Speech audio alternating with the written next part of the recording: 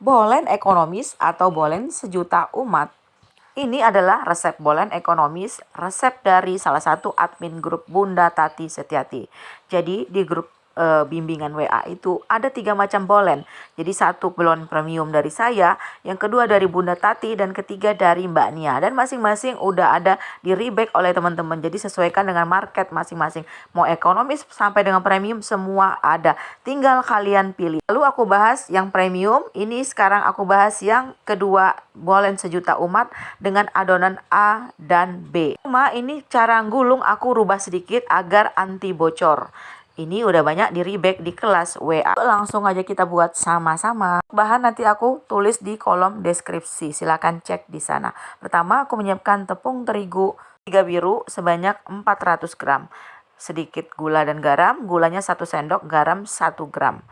Kemudian aku masukkan margarin 40 gram dan korsvet 40 gram. Korsvet boleh kalian ganti dengan mentega putih atau shortening, atau boleh juga kalian ganti sama minyak goreng ya teman-teman. Kemudian ini kita aduk rata sampai berbulir-bulir. Kita siapkan juga air sebanyak 200 ml. Air es ya, dari kulkas saya siapkan. Supaya lebih crunchy bolennya itu dan lebih cepat kalis adonan kita itu kalau dingin. Takaran gula boleh kalian tambahkan jika ingin lebih manis. Aku sedikit aja, kenapa? Karena aku pakai topping yang manis banget. Pakai pisang raja, pakai meses dan keju.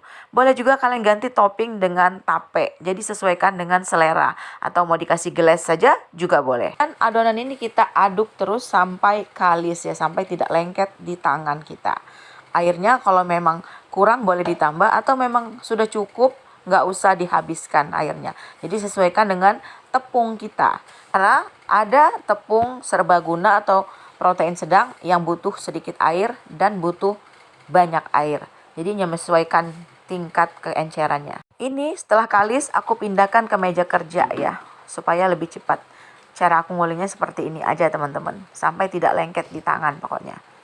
Kalis adonan A ini kita bungkus sama plastik wrapping, kemudian kita sisihkan atau kita masukkan dalam kulkas sekitar 30 menit. Aku membuat adonan B yang terdiri dari 200 gram terigu segitiga biru atau protein sedang, bebas aja mereknya ya.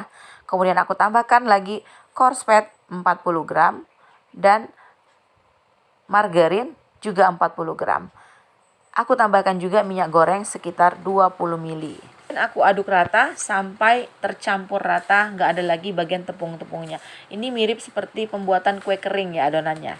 Kemudian kita bulatkan, lalu kita bungkus sama plastik wrapping, lalu kita masukkan kulkas atau kita sisihkan selama 30 menit juga. Selanjutnya kita keluarkan dari kulkas, atau adonan sudah kita sisihkan tadi kita keluarkan bersamaan. Kemudian masing-masing kita bagi 4. Setelah kita bagi 4, kita ambil satu bagian, yang lainnya aku simpan di freezer, kapan-kapan mau dicetak tinggal dilanjutkan. Kemudian satu bagian tadi kita bagi lagi 6. Jadi total semua ini satu resep bisa jadi 24 bolen seukuran di video. Untuk adonan B kita bagi juga 4 dulu. Setelah bagi 4, masing-masing kita bagi 6 bagian. Setelah semua dibagi 6, kita pipihkan adonan A. Kemudian kita taruh adonan B di dalamnya. Kita kerjakan sampai selesai. Nanti selanjutnya baru kita roll memanjang. Kita mulai dari adonan yang paling lama. Setelah di roll memanjang seperti ini, ketebalan sekitar 0,5 cm. Yang penting jangan sampai terkeluar adonan B-nya. Kita gulung, kemudian kita lanjut roll lagi memanjang. Setelah itu kita gulung lagi yang kedua ya. Bagian akhir gulungan tuh ada di bawah ya teman-teman. Jadi ketika kita gilas nanti kita balik lagi, dia ada di bagian dalam yang ada lipatannya ya, permukaan luarnya itu jadi mulus ya teman-teman.